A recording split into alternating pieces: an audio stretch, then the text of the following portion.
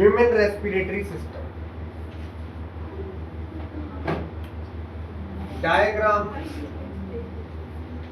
से ही ज्यादा अच्छे से समझ में आएगा, और डायग्राम में ही जब भी तुम्हें प्रैक्टिस करनी है, तरीका मैंने तुम्हें बताया है, जब भी तुम्हें प्रैक्टिस करनी है तो क्या करना है, डायग्राम बनाना है रफली सा, और उसके बाद उस डायग्राम में लेबलिंग करनी है और सारा एक्शन वहीं पे लिख देना है, बिल्कुल आराम से तुम्हें याद रहेगा। ये है बेटा ह्यूमन रेस्पिरेटरी सिस्टम। जब भी तुम्हारा डायग्राम क्वेश्चन आ जाए ह्यूमन रेस्पिरेटरी सिस्टम, बहुत ही सिंपल और बहुत ही आसान सा सिस्टम है, तुम्हें एकदम से एक ही बार में समझ में आ जाएगा। अगर पूरा ध्यान दे लोगे ना बेटा, एक ही बार में समझ में आ जाएगा, क्योंकि इसमें कोई ज्यादा टेक्निकल चीजें है ही नहीं, बहुत आसान सा कॉन्सेप्ट है एकदम, जितना हमारी एनसीईआरटी में है 10th में। देखो सबसे पहले ना एयर पैसेज की बात कर रहे हैं यहाँ पर हम, ठीक है। जैसे फूड है, हमारा फूड पैसेज क्या है, फूड कैसे हम खाते हैं, वो तो उसमें था एलिमेंट्री कैनाल सिस्टम, और ये है ह्यूमन रेस्पिरेटरी सिस्टम, जिसमें एयर हमारी बॉडी के अंदर कैसे जा रही है और कैसे एक्सक्रिएट हो रही है, वो वाला सिस्टम है, ठीक है। अब यहाँ पर है ना, देखो ये है नेसल पैसेज। नेसल पैसेज मतलब नाक का वो वाला रास्ता जहाँ से हमारी एयर अंदर जाती है, और तुम है ना ध्यान दोगे, देखो ये एयर वाला पैसेज है ना, एंट्री वाला तो बिल्कुल छोटा सा है, बट अंदर तुम देखो ये काफी बड़ा पार्ट है। माउथ कैविटी बहुत छोटी होती है अकॉर्डिंग टू नेसल कैविटी, समझ के हमारे को लगता होगा हमारा मुंह वाला कैविटी वाला पार्ट ज्यादा बड़ा होता होगा ना, नहीं, मुंह का जो कैविटी वाला पार्ट है ना वो छोटा होता है, नेसल कैविटी बड़ी होती है, काफी बड़ा पार्ट होता है जो अंदर से खाली होता है, और है ना वहां से एयर जा रही है। सबसे पहली बात तो यही है, हाँ मतलब काफी बड़ा है, तुम यही देखो, ये इतना पार्ट जो है ना ये बिल्कुल खाली पड़ा है, जहाँ से एयर अंदर जाती है, कोई फूड नहीं जाता है यहाँ से अंदर, फूड जाने वाला तो यहाँ से जाएगा, ये चबाना है और ये चबा के अंदर चला है, समझ गए। देखो ये वाला पार्ट कितना छोटा है और ये वाला पार्ट कितना बड़ा है, इसका भी रीजन है, ये पता क्या काम करता है, ये एक रेफ्रिजरेटर की तरह एक्ट करता है। रेफ्रिजरेटर की तरह कैसे, जैसे हम गर्मी, बहुत ज़्यादा गर्मी है, बाहर गए हुए हैं, ठीक है ना, गर्म हवा चल रही है, तुम नाक से सांस ले रहे हो और मुंह से सांस लेना पड़ जाए, फर्क बताऊंगा तुम्हारे। जैसे मुंह से सांस लोगे ना 10 सेकंड 20 सेकंड में अंदर अंदर में गला सूख जाएगा, और नाक से सांस लोगे तो ऐसा नहीं है, हवा तो वही है, हवा तो उतनी ही गर्म है बाहर जितनी मुंह से सांस ले लो या नाक से सांस ले लो, बट वहाँ क्या हो रहा है, ये जो पैसेज वाला, ये जो कैविटी वाला जगह है ना, ये क्या करती है, उस एयर के टेम्परेचर को नॉर्मल कर देती है, गले तक जाते हैं। ऐसे ही सेम टू सेम सर्दियों में होता है। अगर सर्दियों में बाहर तुम निकल जाओ, बहुत ही ठंडी हवा चल रही है, और अगर तुम निकलती से वहां मुंह में से सांस ले लिया, गला खराब हो जाए।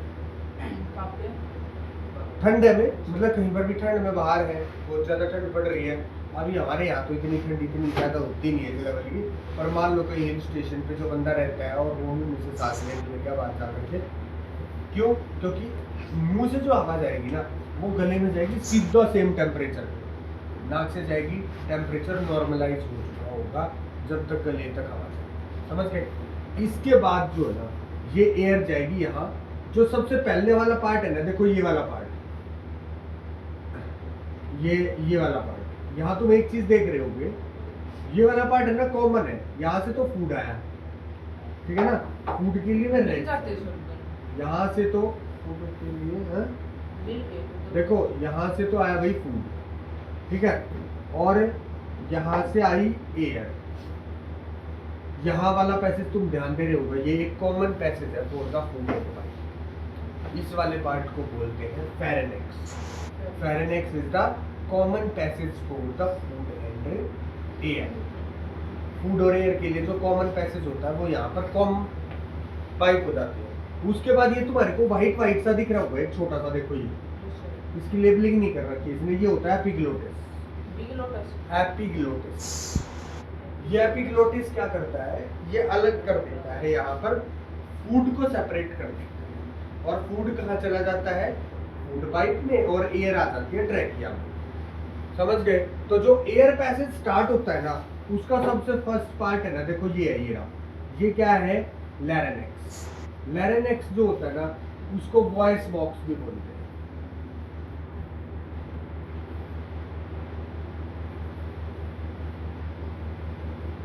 Voice box, voice box, voice box, ठीक है ना। ठीक है सर। जो गले से आवाज आती है ना वो यही से बोलने में हमारा गले का भी रोल तो होता ही है ना। गले का भी होता है, नाक का भी होता है, मुंह के नाक का भी, कई चीजों का रोल होता है। तो लैरिंक्स जो है ना ये होता है जो फर्स्ट पार्ट होता है। उसके बाद है ना ये हमारी जो पाइप स्टार्ट हो जाती है, ये है ट्रैकिया। और ये जो ट्रैकिया है ना इसमें सी शेप्ड रिंग्स होते हैं, याद रखना। रिंग होता है, रिंग का मतलब ये नहीं है कि वो पूरा कंप्लीट है, नहीं, वो सी शेप्ड रिंग है। कैसे रिंग है, जैसे ये पाइप है ना इसके अंदर ये ऐसे है, पूरा सी शेप्ड, मतलब पूरा क्लोज नहीं है। कई बार है ना कुछ नहीं पता होता, ये भी पता लगता है क्या वो सी शेप्ड होते हैं या कंप्लीट रिंग होते हैं।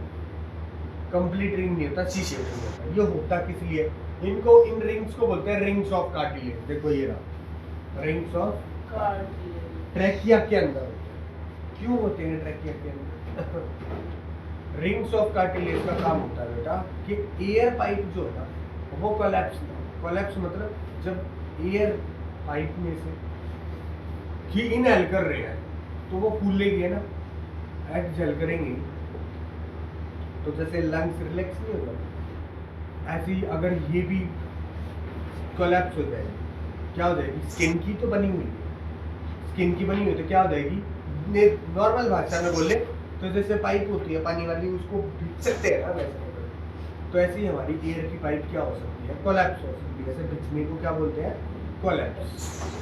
तो एयर पाइप को कोलैप्स होने से प्रिवेंट करती है क्या, rings of cartilage. Rings of cartilage का क्या रोल होता है पता चल गया। अब इसके बाद एयर गई यहाँ तक आ गई, ठीक है। फिर क्योंकि हमारे दो लंग्स तो हमारी दो ब्रांचेस बन जाएंगी, बन गई। एक ब्रांच कहाँ चली गई, ट्रैकिया से, एक लंग्स के अंदर और दूसरे लंग्स के अंदर। इसके बाद क्या होगा, इससे आगे भी 2-3 ब्रांचेस बन जाएंगी, फिर उससे आगे भी ब्रांचेस बन जाएंगी। मतलब क्या होता चला जाएगा, बहुत सारी ब्रांचेस बनती चली जाएंगी। इनको क्या बोलेंगे, सबसे पहले वाले को बोलेंगे प्राइमरी ब्रोंकाइटिस, फिर सेकेंडरी ब्रोंकाइटिस, फिर टर्शियरी ब्रोंकाइटिस, फिर ब्रोंकियोलस, और फाइनली ये जाके है ना एक ऐसे स्ट्रक्चर के साथ कनेक्ट हो जाएंगे जो ऐसा दिखता है। ये क्या है, एल्वियोली। बस ये फाइनल थी, इतनी ही थी, मतलब काम बताऊंगा, लेवलिंग यही थी। इससे नीचे होता है डायफ्राम। डायफ्राम का क्या काम होता है बेटा, मेजरली डायफ्राम का काम क्या है, मेजरली क्या ही काम है यहाँ पर, खत्म करो बात। तो क्या काम है, हम सांस लेते हैं, इनहेल करते हैं तो लंग्स एक्सपेंड हो जाते हैं, है ना, बड़े हो जाते हैं। एक्सहेल करते हैं तो लंग्स श्रिंक हो जाते हैं। तो सीधी सी बात है, बीच में कोई खाली जगह तो बनेगी है ना, बड़ा हो गया छोटा हो गया, बड़ा हो गया छोटा हो गया, तो ऐसा थोड़ा है कि हमारा शरीर तो उतना ही है। तो अंदर की जो कैविटी बनती है, कैविटी फिर वही क्या चीज, खाली जगह। जो लंग्स के नीचे खाली जगह बन जाती है कॉन्ट्रैक्ट होने में, रिलैक्स होने में, कॉन्ट्रैक्ट होने में, रिलैक्स होने में, उस जगह पे क्या होता है, डायफ्राम। डायफ्राम एक फोम जैसा स्ट्रक्चर होता है, फोम नहीं होता जैसे, है ना, वो जैसे ही लंग्स एक्सपेंड होंगे तो वो क्या हो जाएगा, नीचे बैठ जाएगा।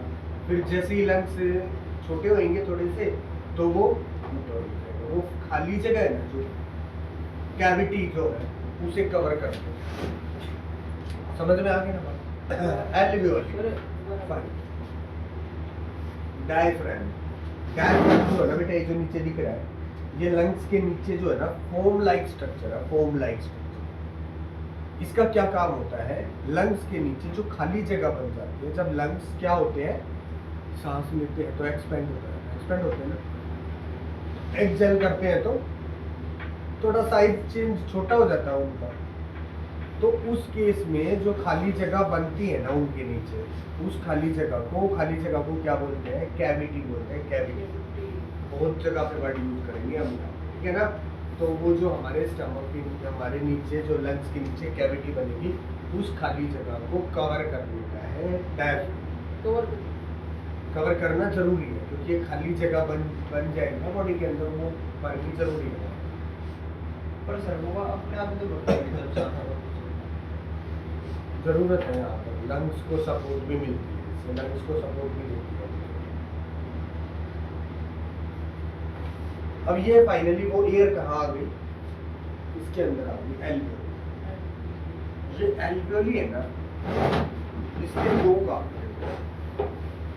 ये जो हमारा नेसल पैसेज है ना, यहाँ पे फाइन हेयर और म्यूकस, ठीक है ना, वो क्या काम करता है, जो भी डस्ट पार्टिकल्स होते हैं उन्हें यहीं पर रोक लेता है, ठीक है ना। ये जो नाक के अंदर म्यूकस होता है, ये वेस्ट नहीं है, ये हमारी जो इनहेल करते हैं तो पार्टिकल्स जो होते हैं ना, डस्ट पार्टिकल, उन्हें रोक लेता है। बहुत ज़्यादा फाइन पार्टिकल जो होते हैं ना, पोल्यूशन वाले, तुमने देखा होगा ये पोल्यूशन क्या, जब तुम वो देखते होगे ना कभी, इतने पीएम वाले इतने पार्टिकल्स, 10 पीएम वाले, 2.5 पीएम वाले, कभी भी तुम्हें ना ये है ना मोबाइल में पोल्यूशन कितना है तुम देखते होगे यार, दिल्ली में 400 से ऊपर चला गया, AQI 1000 से ऊपर, 500 से ऊपर चला गया ना। उस AQI में कई बार तुम्हें ना उस चीज को खोल के देखना, वहाँ पर लिखा होगा 10 पीएम के पार्टिकल्स की कितनी है रेंज, कितनी है भाई, 2.5 पीएम के पार्टिकल्स की रेंज कितनी है। वो पार्टिकल्स जो है ना एक्चुअली में वो इतने फाइन होते हैं कि वो पॉल्यूटेड पार्टिकल्स यहाँ रुक नहीं पाते, समझ गए, यहाँ नहीं रुकेंगे वो, क्योंकि वो बहुत ज़्यादा फाइन पार्टिकल, वो पार्टिकल कहाँ आ जाएंगे, अंदर चले जाएंगे पॉल्यूटेड पार्टिकल्स, और वो पॉल्यूटेड पार्टिकल्स कहाँ रुकेंगे, वो रुकेंगे यहाँ एल्वियोली में, क्योंकि एल्वियोली का एक काम तो ये है कि ये बहुत ही थिन स्किन की मल्टीपल रैपिंग करके बनी हुई है। जैसे तुम ये समझो कि एक पाइप है और उसके ऊपर है ना बहुत सारा कपड़ा बांध दो, बहुत सारा कपड़ा, और फिर पानी उसमें से पार करवाए, तो फिर क्या होगा, जितना भी पानी में वेस्ट होगा वो सारा वहीं पर रुक जाएगा और आगे बिल्कुल एकदम फ्रेश पानी जाएगा, है ना। यहाँ पर भी सेम ऐसा सही काम है कि ये जो है ना, ये बहुत ही थिन स्किन से ना बार बार रैप होकर के बनी हुई है एल्वियोली। और इसमें क्या होता है, दूसरी तरफ से एक ये किस जिससे से कनेक्टेड है, ब्लड कैपिलरी से कनेक्टेड है। तो एक तो काम क्या होता है, यहाँ पर एक्सचेंज ऑफ गैसेज हो रही है ना, और दूसरा पोल्यूटेड पार्टिकल भी यहीं पर सारे हमारे जो लंग्स होते हैं ना, इनमें खुद का अपने आप को साफ करने की एबिलिटी होती है, समझ गए। जैसे गाड़ी में फिल्टर होते हैं ना, तो फिल्टर का तो क्या होता है कि भाई जैसी सर्विस आएगी फिल्टर चेंज कर देते हैं ना, यहाँ पर ये फिल्टर, बट ये फिल्टर को चेंज थोड़ा करा जा सकता है, चलो भाई सर्विस करा लाए, लंग्स चेंज करा दिया ना, ऐसा नहीं हो सकता है। इनमें खुद की एबिलिटी होती है, ये अपने आप को खुद साफ करते हैं। पर जब बहुत ज़्यादा पोल्यूशन और बहुत ज़्यादा स्मोकिंग को ही ले लो, कोई बंदा स्मोकिंग कर रहा है, स्मोकिंग के पार्टिकल्स यहाँ नहीं होते, स्मोक जाएगा भाई अंदर, तो स्मोक जाता है अंदर तक, तो क्या होता है, कहाँ रुकेगा वो जाकर, तो मुझे लगता है ब्लड में चल जाएगा, यहीं पर रुक जाएगा, बीच में यहाँ भी रुकेगा, एल्वियोली पे जाकर के तो फाइनली रुक जाएगा। और उससे क्या होगा, कोई बंदा अगर बहुत ज़्यादा स्मोकिंग कर रहा है, उसके लंग्स जो है ना अपने आप को इतनी जल्दी साफ नहीं कर पाते। और आजकल तो नॉर्मली एस्थमेटिक प्रॉब्लम सबसे ज़्यादा होने लगी है, क्यों, क्योंकि हमारी एयर में इतने पॉल्यूटेड पार्टिकल्स हैं कि नॉर्मली दिल्ली में रहने वाले बंदे कई सिगरेट पी जाते हैं, नहीं पीने वाले इतना स्मोक तो उनके अंदर वैसे ही चला जाता है। तो वो एस्थमेटिक प्रॉब्लम्स क्या है, अरे वो ब्रोंकाइटिस इन्फेक्शन है, वो सब कुछ क्या होता है, ये पॉल्यूटेड पार्टिकल्स जो होते हैं ना, ये हमारा ये जो लंग्स का जो सेल्फ क्लीनिंग सिस्टम है वो उसको साफ नहीं कर पाते, और फिर क्या होने लग जाता है, ये जो पाइप्स है ना लंग्स की, ये जो पाइप्स है बहुत फाइन पाइप्स है, बहुत फाइन, इनमें क्या होने लग जाता है, इन्फेक्शन हो जाते हैं, स्वेलिंग्स हो जाती है, जिसकी वजह से है ना एयर को ना पास होने में प्रॉब्लम होगी स्टार्ट हो जाती है। एल्वियोली वाला इन्फेक्शन तो बहुत खतरनाक लेवल का होता है। जो कोरोना था ना, कोरोना क्यों सबसे खतरनाक था? कोरोना यहाँ अटैक करता है। वो पता है क्या करता है? जो म्यूकस की लेयर, म्यूकस है ना, म्यूकस हमारी बॉडी में म्यूकस बनता है, खुद ही बनता रहता है, स्टमक से भी बनता रहता है म्यूकस, ऐसे भी और कई जगह पे, कान में भी म्यूकस होता है, कान में भी कई जगह पे ऐसे म्यूकस, हाँ कान में भी होता है। अब ये जो है ना, वो क्या करता था कोरोना, पहले तो वो कोई इफेक्ट खास दिखाता नहीं, बीमार हुआ, जुकाम हुआ, बंदे को लग रहा भाई ठीक है सब कुछ आराम है। धीरे धीरे पहले वो क्या करते थे, अपनी जनसंख्या को बढ़ाते हैं, समझ के रिप्रोडक्शन करते हैं। और जब उन्हें ये लगता था ना कि हाँ भैया हम सब बिल्कुल एकदम तैयार है, एकदम से एल्वियोली के सरफेस पे ना म्यूकस की लेयर चढ़ा, बहुत प्लान करता वो ऑर्गेनिज्म था, एक वायरस क्या करता था, एकदम से बंदा बिल्कुल ठीक है, एकदम फिट है, हॉस्पिटल में लेटा हुआ है, और पता लगा 10 मिनट के बाद। ऐसा ही हुआ है कोरोना की सेकेंड वेव, ठीक हो गया बंदा और ऐसा लग रहा है कि हाँ भाई ओके हो गया, और उसके बाद एकदम से पता लगा कि वो क्यों हो रहा था, कोरोना एकदम से म्यूकस लेयर, और यहाँ पर म्यूकस लेयर चढ़ाने का मतलब पता है क्या है, गला दबा, एकदम से सांस आना पड़ा, सांस जाएगा, सांस जाने का मतलब क्या है, हमें सांस लिया, हमने इनहेल किया और वो एयर ब्लड में चली गई, समझ गए, ब्लड में ही नहीं जा, ये रोक दिया बिल्कुल 1% नहीं, और यहाँ कुछ कर ही नहीं सकता डॉक्टर, कुछ नहीं कर सकते डॉक्टर, उनके पास कोई तरीका नहीं है कि वो एकदम से उसके ब्लड में ऑक्सीजन डाले, ऐसा कोई तरीका ही नहीं, ऑक्सीजन जाने का रास्ता ही यही है ना, कभी ऐसा हो ही नहीं सकता, कोई मेरे ख्याल से ऐसी टेक्नोलॉजी नहीं है, हम ब्लड में सारे न्यूट्रिशंस डाल सकते हैं, न्यूट्रिएंट्स डाल सकते हैं, ग्लूकोज डाल देंगे, बट कभी भी मेरे ख्याल से ऐसा नहीं हुआ है, होता हुआ कि भाई किसी के ब्लड में सीधी ऑक्सीजन चढ़ा दी, ऐसा देखा है तुमने? ऑक्सीजन कभी भी नहीं, ऑक्सीजन तो जाने का रास्ता यही है, ये एल्वियोली है ऑक्सीजन जाने का रास्ता, तो ये एल्वियोली ब्लॉक एकदम से कुछ नहीं, इसीलिए डॉक्टरों के हाथ में भी कुछ नहीं था कोरोना में, एंटीबायोटिक्स और ये जो वैक्सीन थी ना सर, जिन्होंने लगवाई है ना, उनको और बीमारियां आ रही है, कुछ भी ना, ये सब कह नहीं, सही में डॉक्टर खुद कह रहे हैं ये इसकी वजह से है, एक एंटीवायरस है, वो पता है कोई क्या? सारा सुनो, वायरस, कुछ केसेस ऐसे आए थे जिसमें ना ब्लड क्लॉटिंग वगैरह की कुछ प्रॉब्लम आई थी, बट बेटा वैक्सीन जो होती है ना, कोई भी वैक्सीन उसका है ना कुछ साइड इफेक्ट जरूर होता ही होता है, किसी को 100% होता है। तुम्हें पता है वैक्सीन क्या होती है? वैक्सीन क्या होती है? वही ऑर्गेनिज्म है सर, वैक्सीन एक्चुअल में खुद में एक बीमारी होती है जो दूसरी बीमारी को खाती है। जो हमारे पता है क्या करती है वो वैक्सीन है ना, दूसरा वायरस होता है जो है ना बॉडी में एंटीबॉडीज बनाता है। एक बीमारी आई थी बहुत साल पहले, थोड़ा सा टॉपिक से बात तो चले गए, पर वो बात से तुम समझ जाओगे कि वैक्सीन क्या होती है। गुजरात में नहीं, किसी और कंट्री में आई थी, फर्स्ट वर्ल्ड वॉर, पता नहीं सेकंड, फर्स्ट वर्ल्ड वॉर से पहले, इतनी पुरानी बात है, कोरोना से भी खतरनाक बीमारी थी वो। जैसे है कुछ नाम, नहीं, उसमें क्या था, ये थी पॉक्स था, नहीं स्मॉल पॉक्स थी वो बीमारी का नाम, स्मॉल पॉक्स। और उसमें क्या होता था, बंदे को जैसे स्मॉल पॉक्स हुआ, और स्मॉल पॉक्स के बाद है ना बहुत ज्यादा लोग पड़े, बहुत ज्यादा लोग, उसकी तो डेथ रेशियो ही है ना, पता है क्या थी, 10% से भी ज्यादा। इसकी तो क्या थी, 1-2% थी, उसकी 10% से ज्यादा थी। और क्योंकि वर्ल्ड वॉर हुआ था ना, तो वर्ल्ड वॉर में बहुत सारे सोल्जर्स इधर से उधर गए थे, वो सारे वर्ल्ड में फैल गया था। और उस टाइम पे नई साइंस सब चाहते थे, पता है उसका इलाज कैसे हुआ? उन्होंने देखा काफी साल, जब 1-2 साल हो चुका था कि भाई क्या करें, कुछ नहीं हो रहा था, सब मर रहे थे, सब इंसान मर रहे थे। एक गांव था, अब मेरे को उसका ये नहीं पता एक्चुअली वो कहाँ था, पर ये बात सच है, वहां कोई भी इन्फेक्टेड नहीं हुआ, कोई भी, मतलब हो रहा था बट वो ठीक हो रहे थे, वो नहीं हो रहा था, उनको कुछ नहीं हो रहा था। मतलब क्या था, उनकी बॉडी ने पहले ही उस बीमारी के अगेंस्ट एंटीबॉडीज बना रखी थी, उस वायरस के अगेंस्ट एंटीबॉडी बना रखी थी। कैसे बना रखी थी? उस गांव में ना कुछ दिन पहले एक और पॉक्स आया था, पता है कौन सा था? काउ पॉक्स, जो गाय की वजह से फैला था उनके गांव में।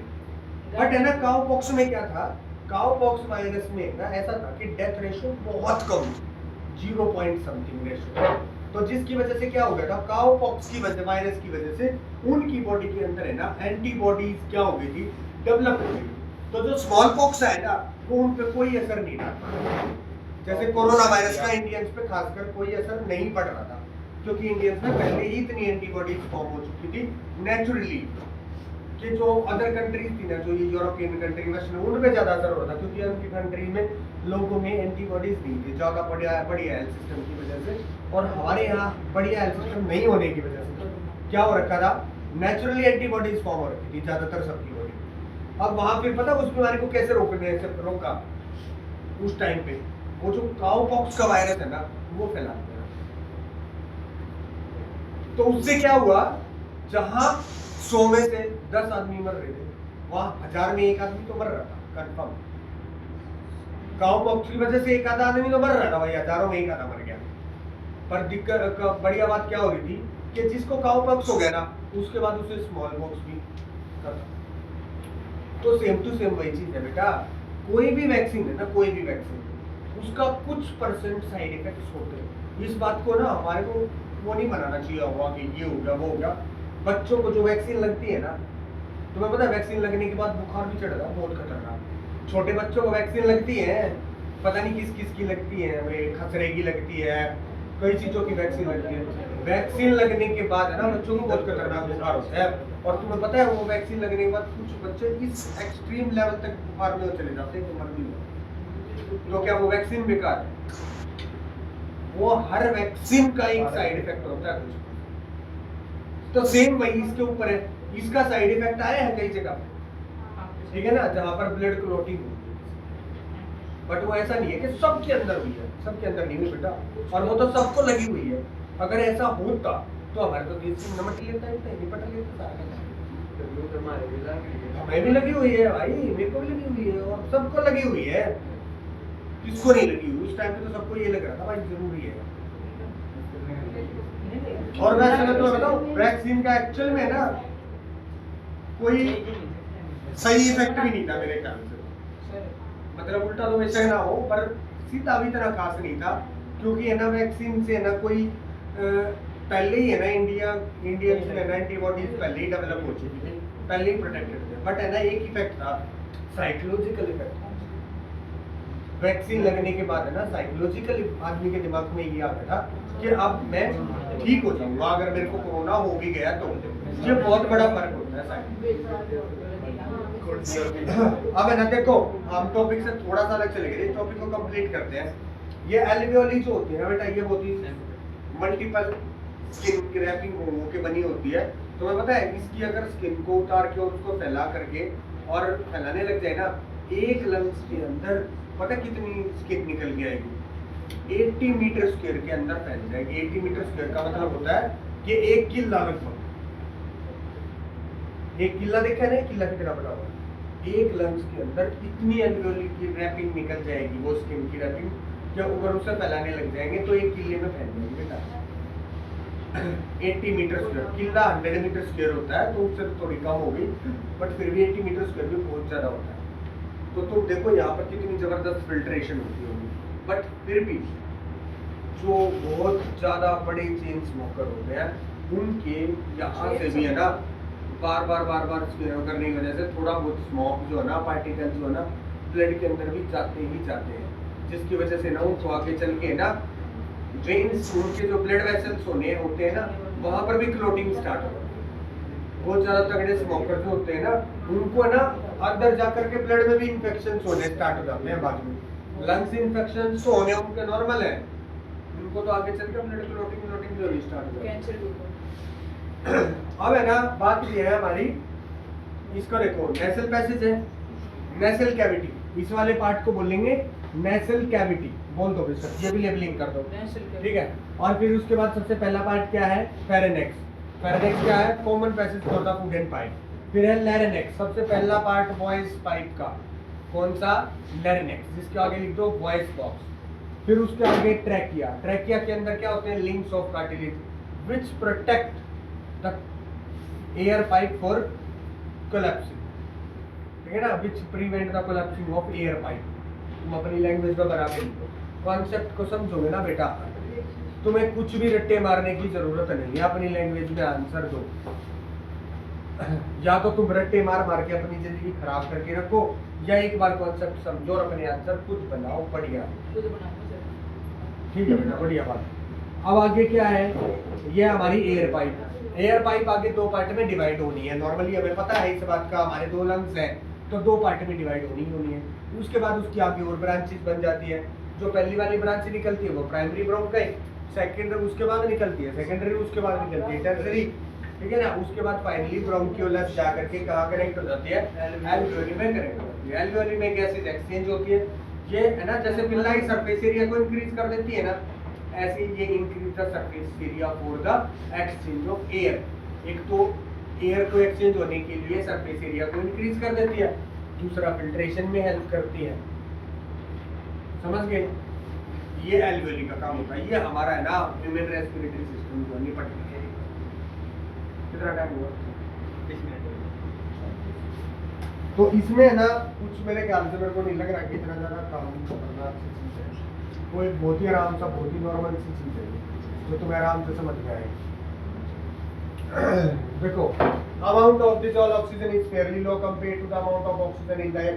ये बात को समझा तुम। यहाँ पर है ना, एयर को एक्सचेंज करने के लिए भी अलग अलग ऑर्गेनिज्म के लिए अलग अलग सिस्टम है। जैसे फिश है, फिश में अलग टाइप से और ऑक्सीजन अंदर बात जाती है ना, वहाँ पर क्या है, लंग्स की जगह पे गिल्स है। और है ना एक चीज तुम यहाँ पर है ना ऑब्जर्व करना, देखो ये एक्टिविटी है, इसमें देखा आपने जो एक्वेरियम होता है, तुमने देखा होगा कहीं कहीं पर, वहाँ पर जो फिश है ना, उनको तुम है ना ध्यान से ऑब्जर्व करना। ये एक्टिविटी है हमारी, ये इसमें से बोला तुम देखोगे कि जो फिश है ना, वो ना अपने मुंह को बार बार खोलती रहती है, बंद करती रहती है ना। they open and close their mouths and the gills slits or the operculum which covers the gill slits, मतलब जो उसके गिल्स के ऊपर कवर से होते हैं ना, वो भी बार बार ऐसे ऐसे होते हैं। और है ना तुम उनका ना थोड़ा सा मैचिंग सी करके देखना, उनका जो माउथ, मुंह खोलने और बंद करने का, और जो उसके गिल्स के जो होते हैं ना, उनके साथ में ना एक कनेक्शन उनके साथ में एक कनेक्शन होता है। या तो वो ओपन होंगे, वो क्लोज हो जाएंगे, वो मुंह बंद करेगी तो पीछे से क्लोज हो जाएगी। हो क्या रहा है वहां पर एक्चुअल में, वो मुंह से पानी अंदर लेकर के चल रहा है, गिल्स में से निकल। और गिल्स का क्या काम है, डिजॉल्व्ड ऑक्सीजन जो एयर के अंदर है उसे वो यूज करके काम करता है। बट एक चीज हो है, अब उस चीज को है ना तुम अपने ब्रीथिंग सिस्टम के साथ थोड़ा सा मैच करके देखो। उसका जो ये ओपन क्लोज माउथ करने का और उसके गिल्स जो ऐसे ऐसे हो रहे हैं ये वाला, और हमारा एयर जो ब्रीथिंग सिस्टम है उसे मैच करके देखोगे ना, वो बहुत जल्दी जल्दी कर रहे हैं। हम ब्रीथिंग स्लो कर रहे हैं और उनका एक हिसाब से ब्रीथिंग रेट ही बोल दो, वो बहुत फास्ट है। इसका रीजन क्या है, इसका रीजन है बेटा ऑक्सीजन का अमाउंट जो है ना एयर के अंदर, और ऑक्सीजन का amount in water. Dissolve oxygen in water is very low as compared to oxygen percentage in air. The oxygen rate in air. Air के अंदर जितना ऑक्सीजन होता है उसके कंपैरिजन में वाटर में ऑक्सीजन का रेट का परसेंटेज होता है वो बहुत लेस होता है, जिसकी वजह से उसे उन्हें बहुत ही फास्ट ब्रीथिंग करनी पड़ती है। ये क्वेश्चन है हमारे एनसीईआरटी के ही है। तो उन्हें क्या करना पड़ता है, देखो लिखा हुआ since amount of dissolved oxygen is fairly low compared to the amount of oxygen in the air, the rate of breathing in aquatic organism is much faster than that seen in terrestrial organism. Fishes take in water through their mouth and force it post the gills where the dissolved oxygen is taken up by the fish का system आ गया ना। और ये हमारे terrestrial organism में अपना यही है ना। The oxygen is absorbed by the different organs, different animals. अलग-अलग organs हैं, जैसे all the organs have a structure that increase the surface area which is in contact with the oxygen-rich atmosphere. Since the exchange of oxygen and carbon dioxide has to take place across this surface is very fine and delicate. In order to protect this surface, it is usually placed within the body. ये lungs की बात करता है, ठीक है ना? और ये ज़्यादातर बहुत ही फाइन होने की वजह से क्या होते हैं, बॉडी के अंदर होते हैं. So there have to be passages that will take air in this area. तो यहाँ तक एयर जाने के लिए एक क्या होता है, पैसेज होता है, एक रास्ता होता है. In addition, there is a mechanism for moving the air in and out of this area where the oxygen is absorbed. मैंने तुम्हें ये बात बिल्कुल सारी समझाती है कि कैसे कैसे किस रास्ते से एयर जाती है और फिर ऑक्सीजन वहां पर एक्सचेंज हो जाती है. कहाँ पर? लंग्स के अंदर एल्वियोली से ऑक्सीजन ब्लड में चली जाती है, CO2. अब उसके बाद लंग्स के बाद ये the walls of the alveoli contain an extensive network of blood vessels. क्या होता है, इनके पास है ना बहुत ही ज्यादा नेटवर्क होता है. किसका?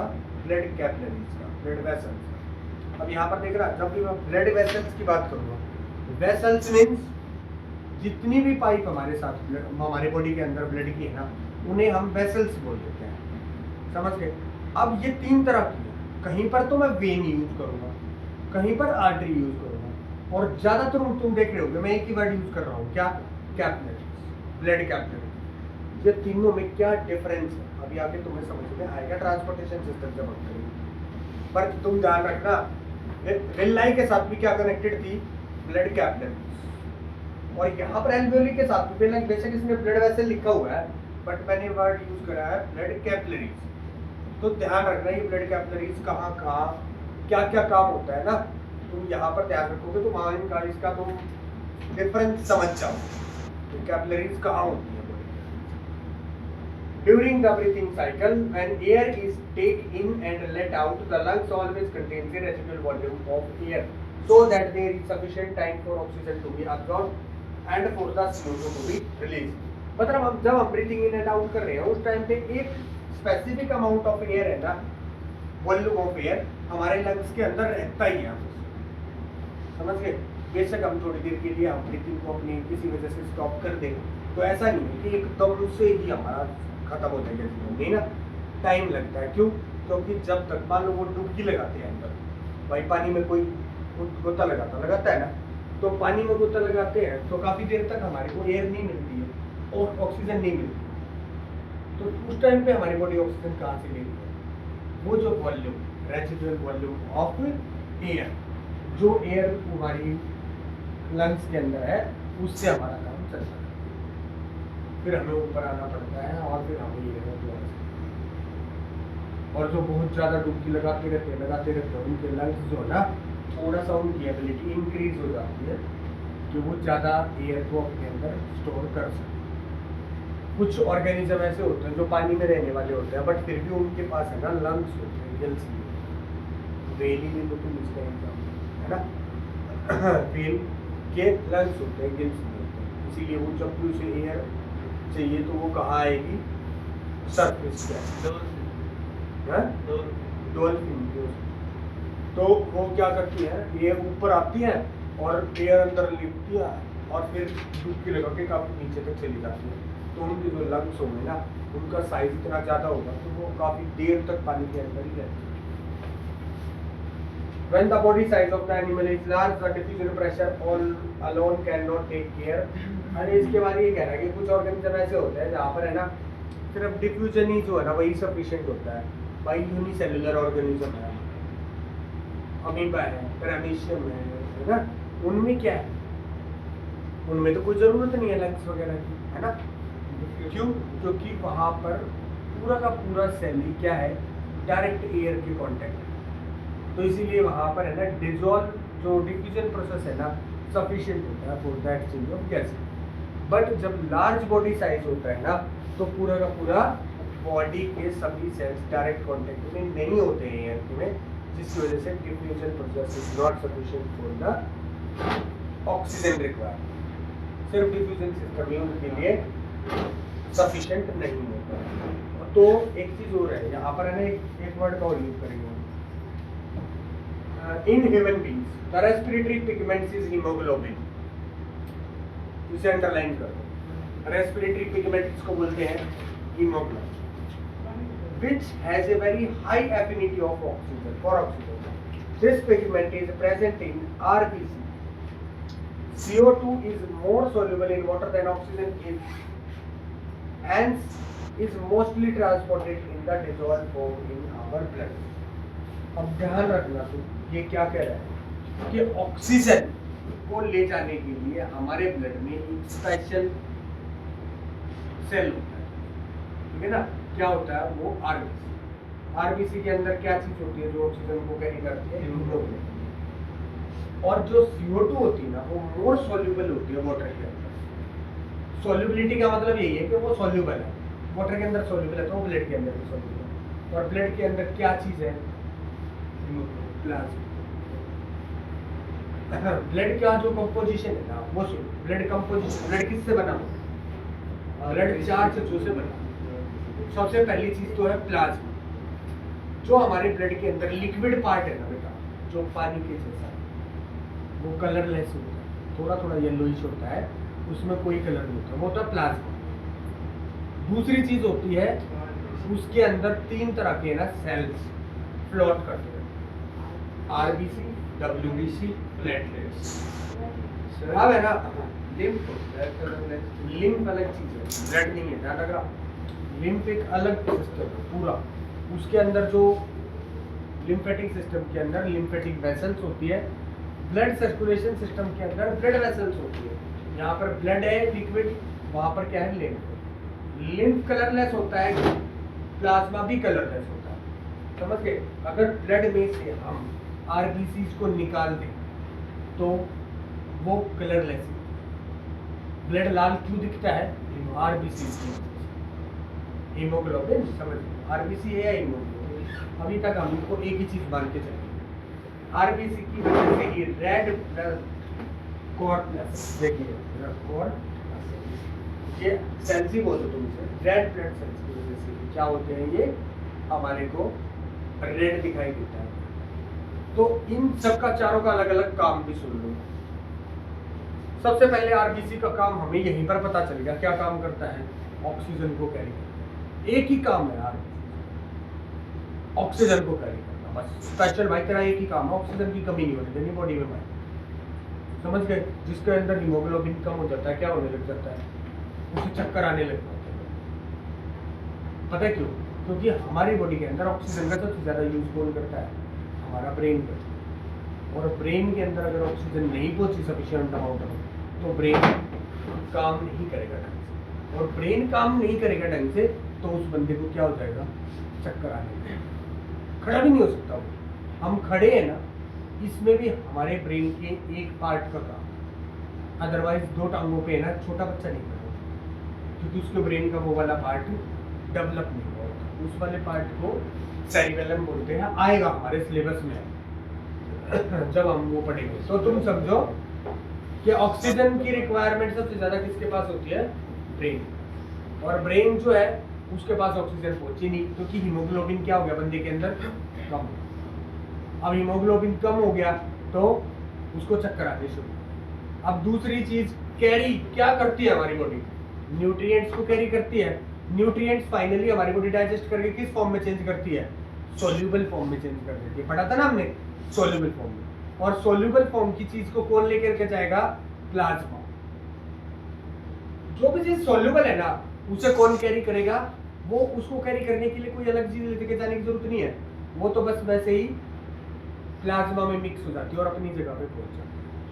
अभी जैसे CO2 को कौन करता है ट्रांसपोर्ट, प्लाज्मा। हमारी किडनी वेस्ट निकालेगी, उसे कौन ट्रांसपोर्ट करता है, प्लाज्मा। अब ट्रांसपोर्टेशन में ना तुम ध्यान रखना, जितनी भी चीजें हमारे ब्लड के अंदर ट्रांसपोर्ट होती है ना, सिर्फ एक ऑक्सीजन को छोड़ के और सब चीजों को कौन ट्रांसपोर्ट कर रहा है, प्लाज्मा। हार्मोन्स भी होते हैं हमारे बॉडी के अंदर, वेस्ट भी होता है यूरिक एसिड, न्यूट्रिएंट्स भी होते हैं, CO2 भी होती है, ये सब कुछ प्लाज्मा ट्रांसपोर्ट करता है। सिर्फ एक ऑक्सीजन को ले जाने के लिए स्पेशल सेल है, कौन सा।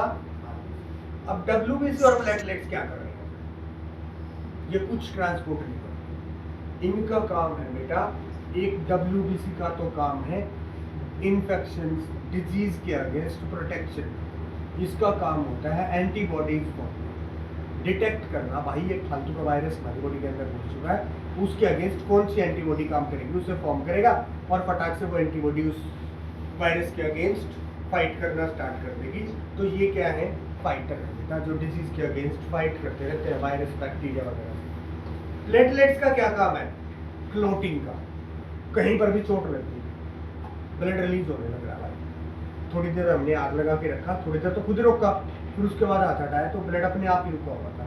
कैसे रुक गया, फटाक से जैसे ही कट लग गया प्लेटलेट्स एक्टिव हो जाते और वहीं पर जाकर के क्या करना स्टार्ट कर देंगी, उस बहाव को है ना, ब्लड फ्लो को, जहां पर भी ब्लड फ्लो रखा होगा वहां पर जाकर के रोकना, ब्लॉकेज करना स्टार्ट कर देंगी और फिर धीरे धीरे क्या कर देगी, क्लोटिंग। और क्लोटिंग करके एक पूरा प्रॉपर बाउंड लगा देगी वहां पर एकदम कि भाई ब्लड बिल्कुल बाहर हो जाए और धीरे धीरे फिर आगे वो स्किन में ही चेंज हो जाता है, तो पूरा आगे सिस्टम। बट फटाक से सबसे पहला काम किसका होता है, ब्लड।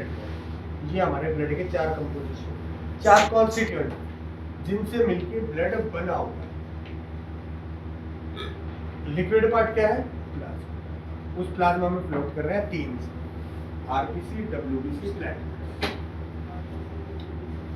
ऑक्सीजन को छोड़ के सब कुछ ट्रांसपोर्ट होता है प्लाज्मा में मिक्स होकर। CO2 सॉल्युबल होता है, ज्यादा सॉल्युबल होता है, इसीलिए वो क्या होता है, प्लाज्मा में मिक्स होकर चला जाता है। और भी सारी चीजें उसी में डाली सिर्फ एक ऑक्सीजन को ले जाने के लिए आरबीसी, और इससे आगे कल स्टार्ट, ठीक है।